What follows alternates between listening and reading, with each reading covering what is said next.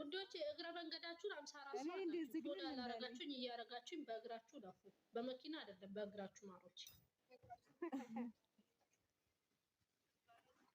አዎ ምንም ትራንስፖርት ምናምን አይወስድባችሁም በእግራችሁ። ምንም የምታወጡት ሂሳብ አይኖርም። ቴንኪዩ ሀብታሙቱ ቴንኪዩ ፎሎ ስላደረግሽኝ። አያስከፍልም ውዶቼ። ዛሬ ፕሮግራም አለ ቤቴ ዝግጅት ስላለ ሼር ኮፒ ሊንክ አድርጉት። ቤቱን ሪፖስት እያደረጋችሁት ዝግጅት አለ ማሮቼ። አልሰማችሁም እንዴ? እንዴ በነገራችን ላይ በሶስት ሰዓት ውስጥ 1000 ሰው አስተናግዳለሁ።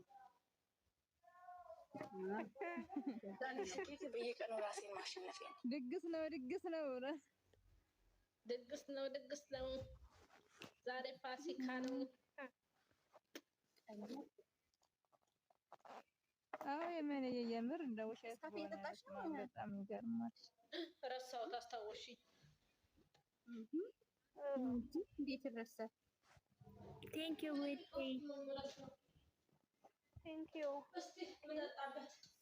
ዋትሲ በመስመር ስልኳ ካለሽ አውሪያት ማሬ። ወይ ስልኳን እኮ ስለማላውቀው ነው እንጂ እደውልላታለሁ። ወይ ግን እኔ ስቶሪዋን እያየሁት ነው እና ጥሩ ሳይሆን አይቀርም። ግን ፈጣሪ ውሸት ያደርግላት። በጣም ከባድ ነው። በስመ አብ በአንድ ሁለት ለዛም በሰው ሀገር ላይ ሁለት ሰው ማጣት በጣም ከባድ ነው። በተቀራራቢ ጊዜ ምናምን በፈጣሪ ሰው እኔ እንደዚህ ግን እንዳለኝ ብሩክ ሲያወራ እዚህ ሀገር ደግሞ ከባድ እኮ እንደ ኢትዮጵያ መሰለችው። በጣም ሰው ሀገር ላይ ሰው እንትን ሲሞት ከባድ ነው። በጣም ይከብዳል። ሬሳን እንኳን ለማስቀበር እኮ ራሱ 1 ሳምንት ነው የሚፈጀው። ፕሮሰስ አለው እናቴ።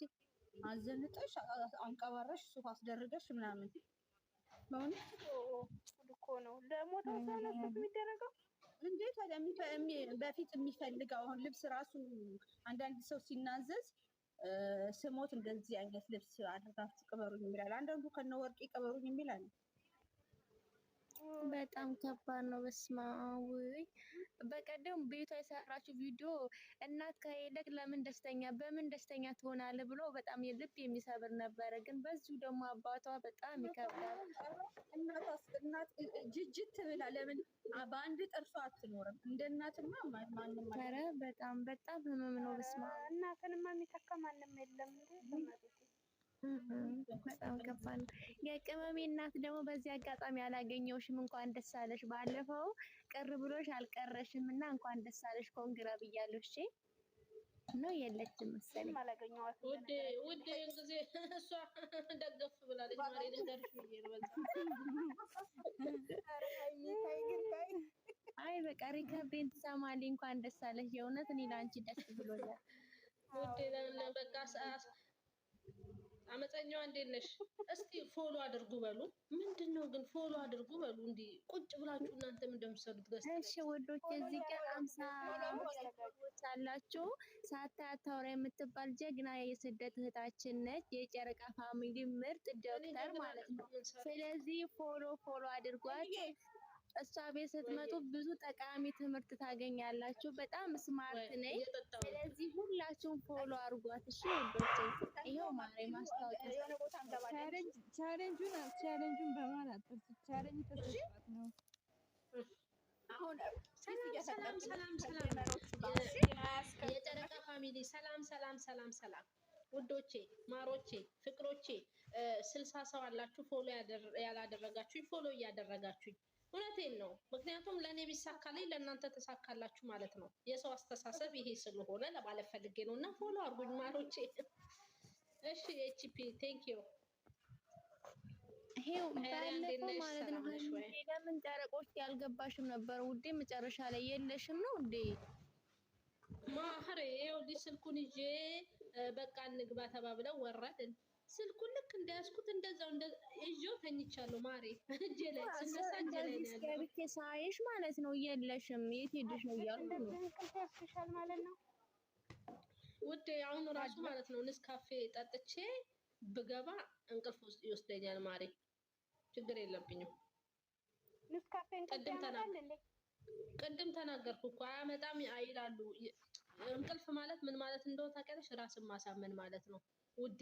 ራስሽን አሳምነሽ አልተኛም አይወስደኝም ብለሽ አልጋ ላይ ከተኛሽ አይወስድሽም። ይወስደኛል ብለሽ ኖርማል የሆነሽ ግቢና ተኝ። እንዴት እንደማይወስድሽ ታየዋለሽ። እስቲ የሃይሚን ፍልስፍና አሁን በራሴ ላይ ልመራመረው ነው። ጠጥቼ ልጠጣና በኋላ ይወስደኛል ብዬ አስባለሁ። አርቲፊሻል ማሬ ውዴ በጀርባሽ እንደዚህ ተኝተሽ ሃይሜ ስራሽን ይስጥሽ፣ ሃይሜ ስራሽን ይስጥሽ እንዳትዪ። ከሁለት ሰዓት በኋላ እንደውም እኔ አልጠጣም። አሁን 2 ሰዓት አልፏል። ኤመርዬ ስማ ብቻ እኔ 10 ሲኒ ቡና ብጠጣ ለጥ ነው የምለው። ቴንክ ዩ ራስን ማሳመን ነው ውዴ። ኖ ራስን ማሳመን ነው። ይሄው አሁን አሳመነሻለሁ ዋላዬ ውዴ። በዛሬው ቪዲዮ አስተያየት ስጪ ትንሽ ማለት እኔ የሆነ ቦታ ሪከርድ ሰምቻለሁም፣ ግን አስተያየት ስጪ ትንሽ ብቻ ውዴ ማሬ ፍቅሬ። አልሰጥም። ለምን እንደማልሰጥ ስሚ። እኔን 20 ሺህ ማስገባት አቃታቸው የጨረቃ ፋሚሊ። አልሰጥም ውዴ የኔ ውዳይ። በሁለቱ ጥያቄ ላይ ማለት ነው ያው የእንደ ሰው ሀሳብ ስለሚለያይ ትንሽ ብታብራሪ ደስ ይለኛል የኔ ውድ። መልካም ፈቃድሽ ከሆነ ይሄን ስጠይቅሽ በትልቅ ትህትና ነው የኔ ውድ። ወይ በ23 10 ሺህ ልትገቢ ማሬ። ኧረ ተይ ፋራ አይደለም ውዴ።